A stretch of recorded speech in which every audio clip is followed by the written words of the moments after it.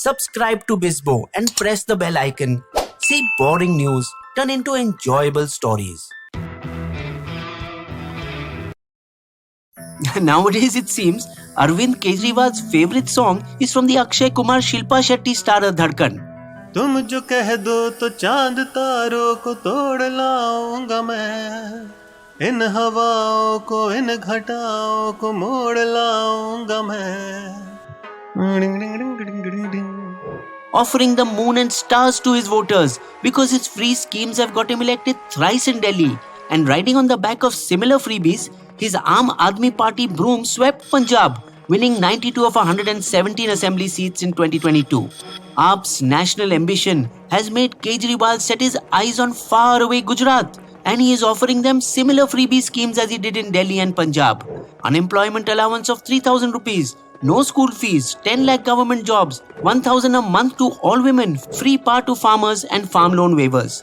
By contrast, BJP's pre-poll promises look dull and mundane. Free Wi-Fi, free textbooks, plastic buckets, 1 kilo dal. The top brass of BJP is worried and are attempting to belittle his freebies. Kejriwal's pre-poll promises are like Chinese products, which one regrets after buying. They also fear voter fatigue and a fate akin to Sheila Dikshit, who lost Delhi after having been its chief minister for 3 consecutive terms. Similarly, the Saffron Party has been ruling Gujarat for the past 25 years and feel voters may switch to him just for the freebies. So strong is the challenge that even Prime Minister Modi had to intervene. This Revdi culture is very dangerous for the development of the country. Revdi are traditional sesame-covered jaggery sweets popular in North India. Those with Revdi culture will never build new expressways, new airports, or defense corridors for you.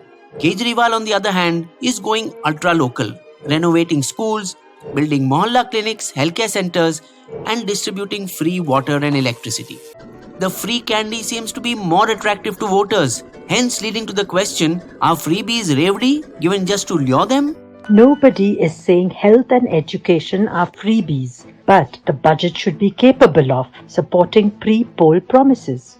In other words, it should not be Amdani Athanni, Kharcha Rupaya, spend more than you earn situation for any state. An example of such recklessness is that of Sri Lanka, whose overspending on freebies is one of the prime reasons for its current financial crisis.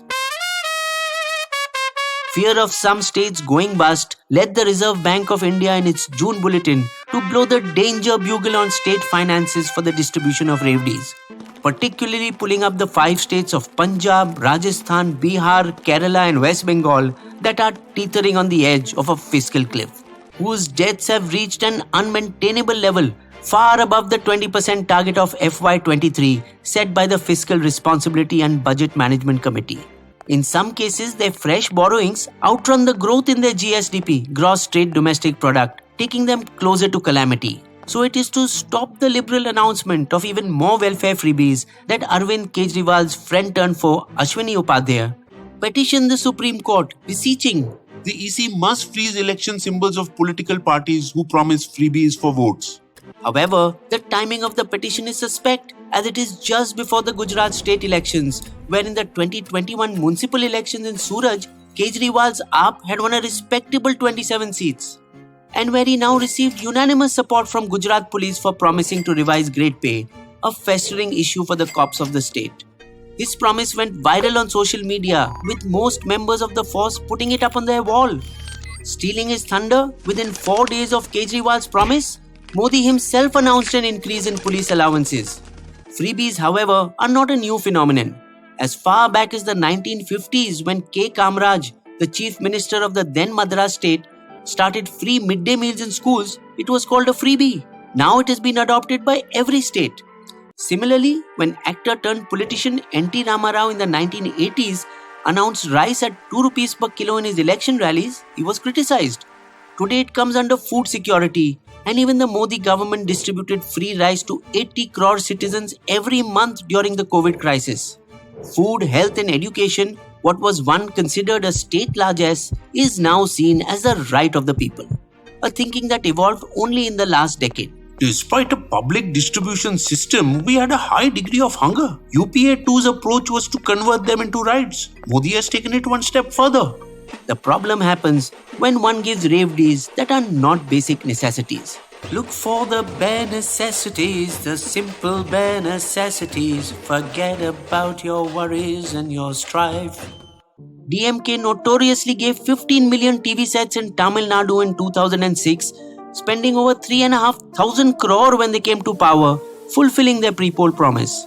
AIA DMK's Jayalalitha, who was leader of the opposition, criticized the move. You are using doles to enslave voters?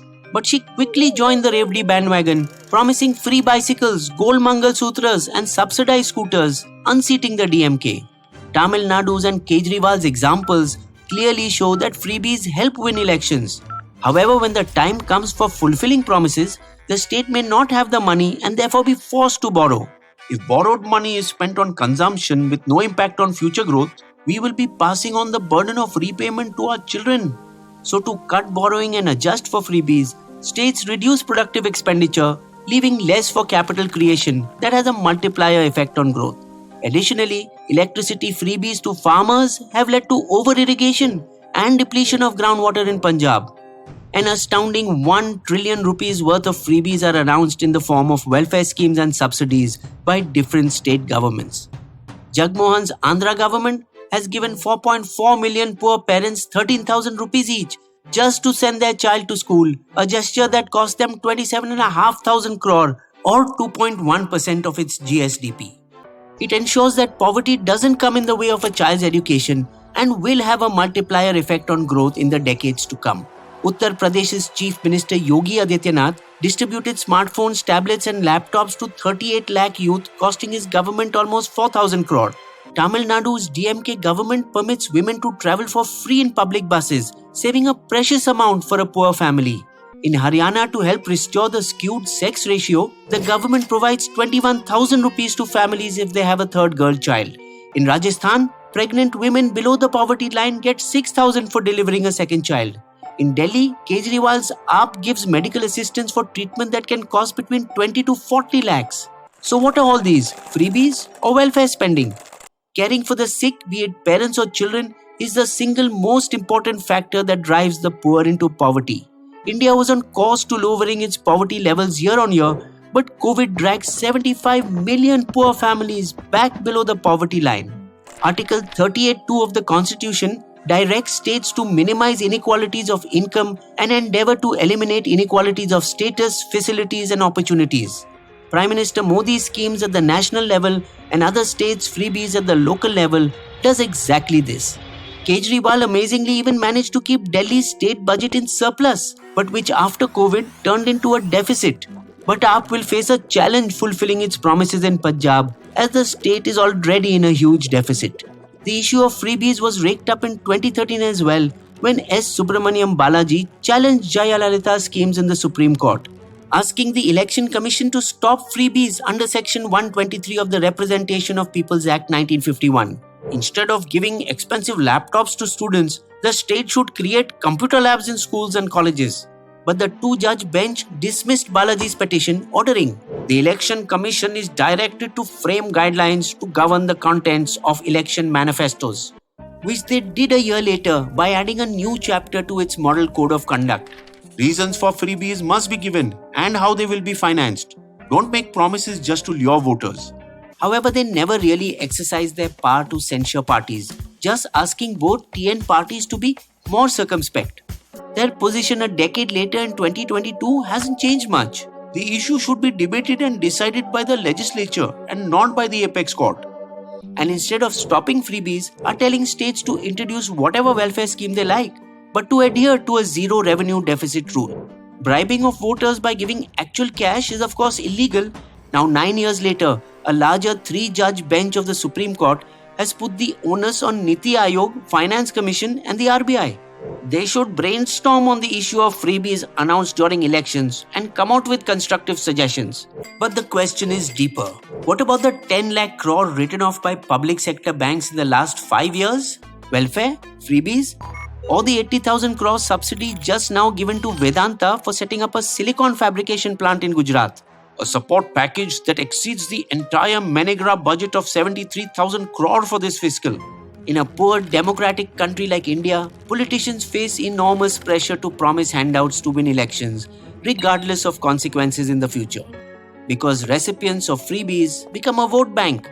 A government that robs Peter to pay Paul can always depend on the support of Paul, because the fear of one party gaining by promising freebies forces all parties to do it.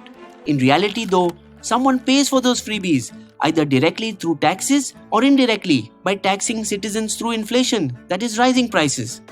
Free electricity to farmers are subsidized by industries paying higher rates, which eventually translates into higher prices for all. Low passenger fares on railways are subsidized by higher freight charges, leading to the same result.